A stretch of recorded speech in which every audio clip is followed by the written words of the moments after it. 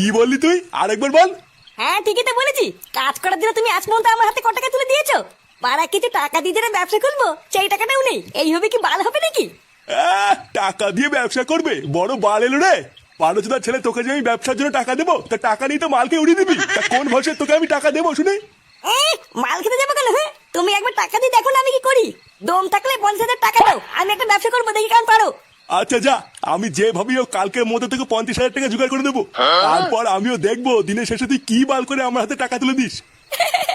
কি বলছি কি? তুমি আমাকে 50,000 টাকা দেবে? হ্যাঁ গো, তুমি এসব কি বলছো? তোমার মাথা ঠিক আছে তো? 50,000 টাকা তুমি অত থেকে কোথা থেকে পাবে? অত তোমার জানা লাগবে না। একবার যখন বলেছি দেবো, তখন ঠিক জোগাড় করে দেবো। তারপর আমিও দেখবো কাজ করে আমার হাতে ক টাকা তুলে দেয়। তার টাকাটা যে কালকে আমি দেবো, টাকাটা পেয়ে কি ব্যবসা করবি কিছু ভেবেছিস? হ্যাঁ ওনি তুমি ভেবো না, ওইসব আমার ভাবা আছে। আমি তো অনেকদিন আগের থেকে ভেবে রেখেছি, হাতে কিছু টাকা আসলে আইসক্রিমের ব্যবসা করবো। কি এই শীতকালে আইসক্রিম?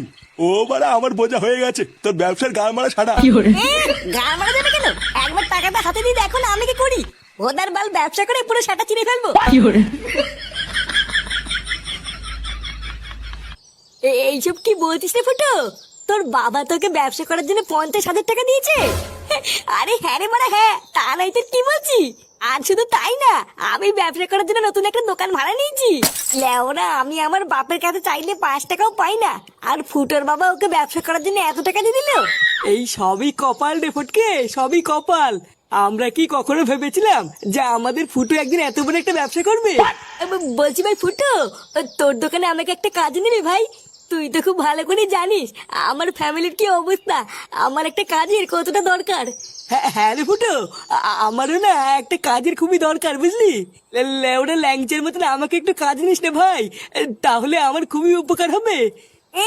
ভোদার বালগুলো, তোরা সব ফুটোর সাথে কাজে ঢুকে যাবি আর আমি একা একা বসে বসে বাল ছিড়বো? ফুটো, পল্টু আর ল্যাংচার মতন আমিও কিন্তু তোর সাথে কাজ করবো। আরে লেউড়ে হ্যাঁ রে মোড়া হ্যাঁ, চোদনাগুলো তোরাও তো চাপ নিতিস কেন? আমরা সবাই একসাথেই কাজ করবো। নে নে, বেশি মারি সময় নষ্ট না করে তাতেই চল। লেওরা ওইদিকে তো আজকে আবার দোকান উদ্বোধন করতে হবে। কি বলছিস রে ফুটো, আজকেই তো দোকান উদ্বোধন হবে? হ্যাঁ রে লেওরা, তা নাই তোর কি বলছি, তাড়াতাড়ি চল। দোকান উদ্বোধনের পরে তোদের জন্য মালও এনেছি, আর সাথে প্রচুর বাজিও এনেছি। মাল খাবার বাজি ফাটাবো। আরে চোদন ফুটো, এ তো শুনে মনে হচ্ছে বিশাল আয়োজন। হ্যাঁ রে মানে হ্যাঁ, চল চল চল।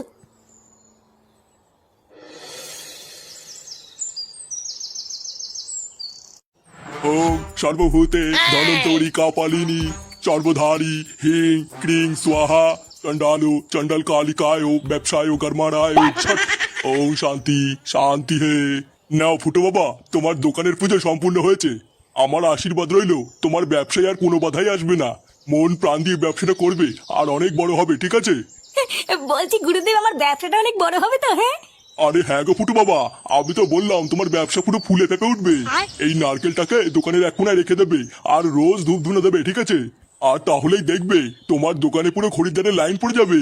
বাবা, পুজো তো হয়ে গেছে, তাহলে এবার আমি বাজি ফাটাবো। আরে হ্যাঁ রে মানে হ্যাঁ, যা যা যা, বাজি ফাটিয়ে পুরো গার মেরে দেখি।